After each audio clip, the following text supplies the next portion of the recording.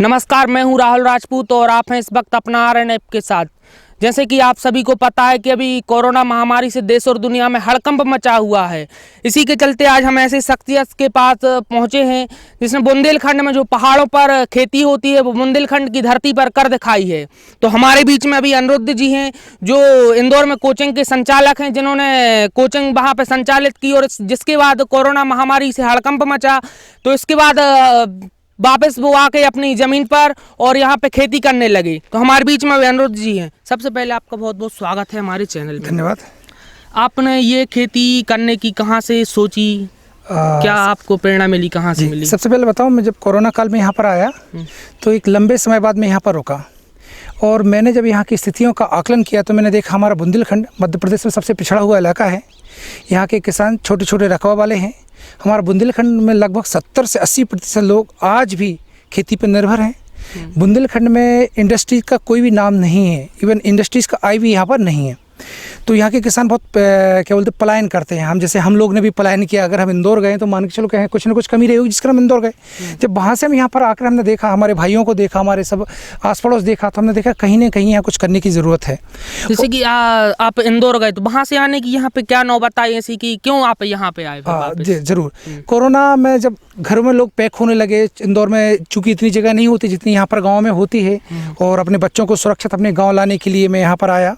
और जब मैंने यहाँ पर देखा कि हाँ, यहाँ पर सख्त किसी न किसी काम की ज़रूरत है, तभी मैं उसी समय लद्दाख पर गया था मेरे मित्र के यहाँ मिलने के लिए। तो वहाँ स्ट्रॉबेरी की मैंने कुछ जानकारी ली। मैंने वहाँ पर स्ट्रॉबेरी के बारे में सीखा और जो तापमान चाहिए पड़ता है, जो मिट्टी चाहिए पड़ता है, उसका आकलन मैंने यहाँ पर किया। इसके पश्चात मैंने लगभग 2 महीने यहाँ पर तैयारी की, वर्मी कंपोस्ट वगैरह तैयार करवाया, वर्मी कंपोस्ट लिया और एक जैविक खेती करने की यहाँ से मैंने शुरुआत की। लगभग 1 नवंबर को हमने यहाँ पर अपने यहाँ पर ये प्लांट्स लगाए थे। अभी आपकी स्ट्रॉबेरी की जो आप खेती कर रहे हैं, इसकी जो मतलब पहली फसल होती है जो भी है वो आ चुकी है या आएगी? नहीं, बिल्कुल निस्संदेह। अगर मैं आपको बताऊं कि 1 नवंबर को हमने लगाए थे प्लांट्स और 28 दिसंबर को हमने यहाँ तोड़ना स्टार्ट कर दिया। क्योंकि पहली खेप नहीं बोल सकते क्योंकि शुरुआती फल है, लेकिन इसके बीच में भी अब लगभग हम 50,000 रुपये का भी माल बेच चुके हैं। और इस 1.5 एकड़ से कम इस क्षेत्र में, 1.5 एकड़ के क्षेत्र में हम 5 लाख से अधिक का उत्पादन करेंगे स्ट्रॉबेरी का। आपकी इसमें लागत कितनी आई थी और फिर अभी तक मुनाफा कितना हो चुका है? अगर हम बात करें तो इसमें ओवरऑल जो लागत है वो लगभग 1.5 लाख तक की लागत इसमें लगती है। और ये वन टाइम है। अगर आपने इसको 1.5 लाख रुपए की यहाँ लागत लगा दी तो ये 5 से 6 साल आपको ये फिर ड्रिप जो इरीगेशन है इसमें आपको ज़्यादा पैसा खर्च नहीं करना पड़ता। अगले साल से आपकी लागत बहुत कम हो जाती है, फिर केवल प्लांट की आपकी लागत रहती है। जैसे मान के चलो अपने बुंदेलखंड में ये कहा भी जाता है कि पहाड़ों पर होती है ज़्यादातर।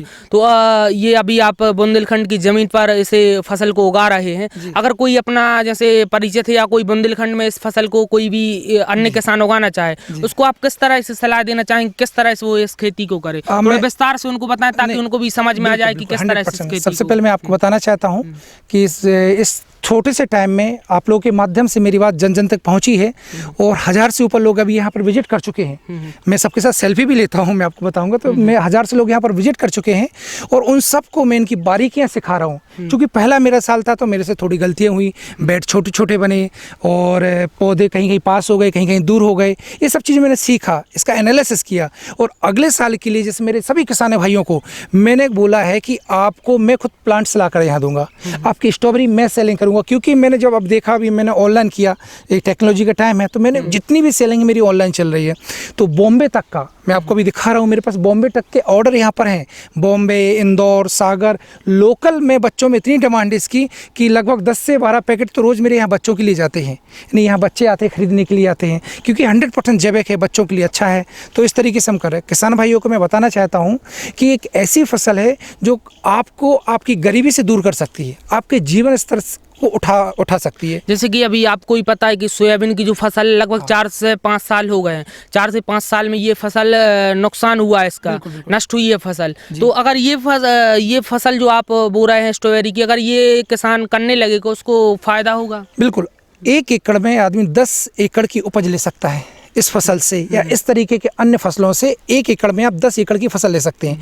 क्योंकि बुंदेलखंड में छोटे छोटे रकबे वाले किसान होते हैं, तो उनको मैं यही बताना चाहता हूँ कि भाई आप इस तरीके की कुछ खेती करिए और इसके माध्यम से जैविक खेती करिए। रासायनिक तत्वों से दूर रखिए, रासायनिक तत्व खेती को बंजर करते हैं, तो उससे दूर रखिए। जैविक तरीके से खेती करिए, अपने उत्पादन को बढ़ाइए और कुछ रचनात्मक काम करें। भेड़ चाल चलना नहीं है हमें कि एक ने सोयाबीन लगाया तो हम सब सोयाबीन लगाएं, नहीं, हमको कुछ अलग करना है और अलग तरीके से खेती करके हमारे बुंदेलखंड का नाम हमें ऊपर करना है। अभी जैसे ये यहाँ पे आप देख सकते हैं फूल जो है आ चुके हैं, इसके बाद कहीं कहीं ये जो स्ट्रॉबेरी है वैरायटी मिलेगी यहाँ पर। ये जो देख रहे हैं आप, यहाँ ये फूल आ रहे हैं, यानी ये तैयार होंगे। ये देख रहे हैं आपको, ये छोटी छोटी कच्ची कच्ची हैं और ये बिल्कुल अभी कच्ची पकने के तैयार हैं। ये देख रहे हैं आप, तो ये लगभग आपको इसी तरीके से सिलसिला मार्च तक चलता रहेगा। मार्च तक कंटिन्यू आप इससे फ्रूट्स लेते रहेंगे और मार्केट में सेल करते रहेंगे। ये एक बार फसल लगाने के बाद उसको आप कितनी बार ले सकते हैं? आप मार्च तक इसको कंटिन्यू ले सकते हैं, क्योंकि मार्च के बाद बहुत कम हो जाता है। मार्च तक कितनी बार ये फसल आएगी, मतलब कितने महीने में कितनी बार आ सकती है, क्या होता है? ये लगभग आपको 3 से 4 बार आपको ये फसल दे देगी। आपको 3 से 4 बार? 3 से 4 बार निसंदेह आप इससे तोड़ सकते हैं। और आपसे कोई अगर इसका बीज चाहे तो किस माध्यम से ले नहीं सकता नहीं, है? बिल्कुल बिल्कुल, मैं एक बहुत बड़ा यहाँ सेंटर डालने वाला हूँ। पहले मेरा एक था कि मैं एक टेम्परेरी काम करूँ, अपना लॉकडाउन में अपना समय निकालूं और यहाँ से जाऊँ। लेकिन जब मैंने यहाँ की स्थितियों का अवलोकन किया तो मुझे लगा नहीं, बुंदेलखंड को मेरी ज़रूरत है और उसके हिसाब से मैं इरीगेशन के जितने सामान हैं सब किसानों तक सुलभ तरीके से पहुँचाऊँगा। उन तक प्लांट पहुँचाऊँगा, ड्रिपिंग पहुँचाऊँगा, मल्चिंग पहुँचाऊँगा और बर्मी कंपोस्ट भी खुद मैं यहाँ तैयार कर रहा हूँ। आपको मैं प्लांट दिखाऊँगा, बर्मी कंपोस्ट मैं खुद तैयार कर रहा हूँ और ये भी किसानों को प्रोत्साहित करूँगा कि आप भी बर्मी कंपोस्ट करें। भारत सरकार के द्वारा, मध्य प्रदेश सरकार के द्वारा, मध्य प्रदेश सरकार के द्वारा लगातार किसानों के लिए अनुदान दिया जा रहा है। इसमें भी जैसे अगर हम बात करें तो सागर जिले ने अपने इस काम को पायलट प्रोजेक्ट के रूप में प्रस्तुत किया है। परिहार साहब का लगातार बहुत सहयोग मिल रहा है, मध्य प्रदेश सरकार का सहयोग मिल रहा है। चौहान साहब का स्पेशली बधाई का मैसेज आया मेरे लिए, हमारे CM साहब का, कि बधाई, आप नए तरीके से खेती कर रहे हैं बुंदेलखंड में। तो सरकार का लगातार सहयोग मिल रहा है। सरकार से आपको कुछ मदद मिली, लोन जी वगैरह? नहीं, लोन की तो हम अभी बात नहीं करते हैं, लेकिन अगर हम बात करते हैं कि हाँ, निसंदेह सरकार हमको इसके लिए प्रोजेक्ट फाइल के रूप में उन्होंने रखा है, तो नो डाउट वो हमको इसमें मदद करेगी। तो ये थे हमारे साथ एक शिक्षक किसान जिन्होंने इंदौर से जो अपनी कोचिंग क्लासेस चलाते थे, उसके बाद अपनी ज़मीन पर इन्होंने खेती की और आज ये फ़ायदे में है।